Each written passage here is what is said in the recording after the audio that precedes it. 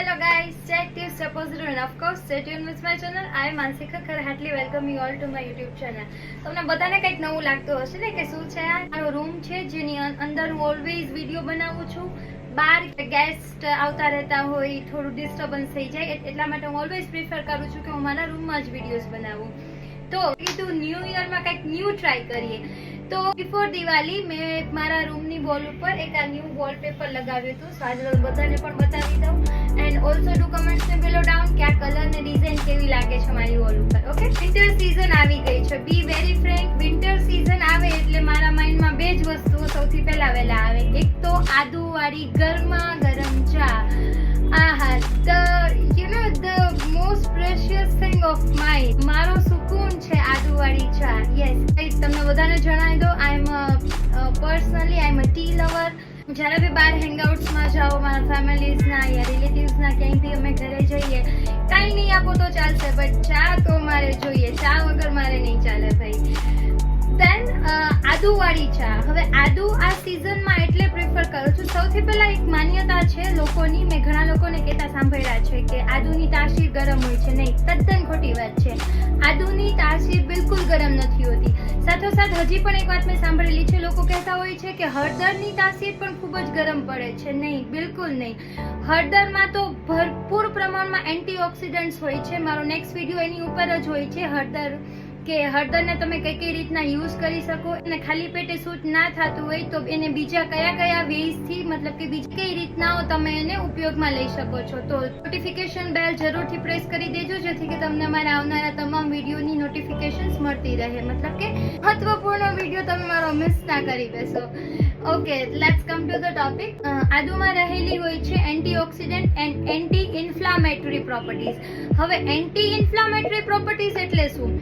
તમે આપણા નાના નાની દાદા દાદીને કહેતા સાંભળ્યા હશે કે બેટા કંઈક વાગી ગયું તો ત્યાં હળદર લગાવી લે. અરે આટલું બધું છોલાઈ ગયું છે, આદુ યા તો હળદરનો ઉકાળો પી લે.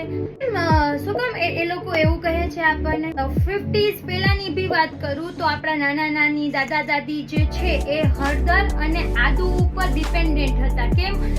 અત્યારના આપણી જનરેશનના લોકો, એમાં હું પણ આવી જાઉં, આપણે લોકો કાંઈ બી વાગે યા કાંઈ બી સ્વેલિંગ આવી જાય, કાંઈ બી દુખાવો થાય, આપણે તરત શું કરવા દોડીએ? આપણે તરત પેઇન કિલર લેવા દોડીએ છીએ. વાય? શું કામ? શું એનું રીઝન ખબર છે? નો વરીઝ, હું કહી દઉં. પેઇન કિલરમાં હોય છે એન્ટી ઇન્ફ્લામેટરી પ્રોપર્ટીઝ. મતલબ કે કોઈ પણ ક્રોનિક પેઇન. હવે ક્રોનિક પેઇન એટલે કે કોઈ પણ તીક્ષ્ણ દુખાવો જે આપણાથી સહન ના થાય. લાઈક આપણા ઘરમાં જો મતલબ કે વૃદ્ધ ઘરડાઓ લોકો જો આપણા ઘરમાં હોય, દાદા દાદી, ઇવન આપણા મમ્મીઓને પણ પગમાં દુખાવો તો થતો જ રહેતો હશે. ઘણી વાર દુખાવો એટલો ક્રોનિક બની જાય છે, મતલબ કે દુખાવો સહન ના થાય તો ડોક્ટર પેઇન કિલર લેવાની સલાહ આપે છે. પણ ક્યારે આપણા નાના નાની દાદા દાદીને પેઇન કિલર લેતા નહીં જોયા હોય. વાય?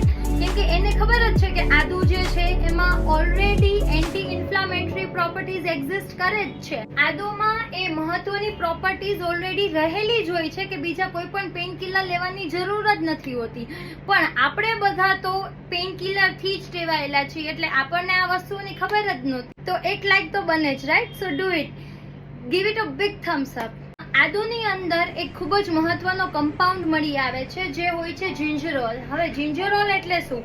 સ્નાયુઓના દુખાવા, સોજો આવી જવો, ક્યાંય વાગી ગયું હોય, આપણને રહીને દુખાવો ઉપડે. ઘણી વાર થયું હશે આપણી સાથે કે આપણને 2 કે 3 દિવસ પહેલા કંઈક વાગ્યું હશે પણ એનો દુખાવો અમુક સમય પછી આપણને થશે. તો એના માટે પણ આદુ જે છે એ ખૂબ જ ઉપયોગી છે.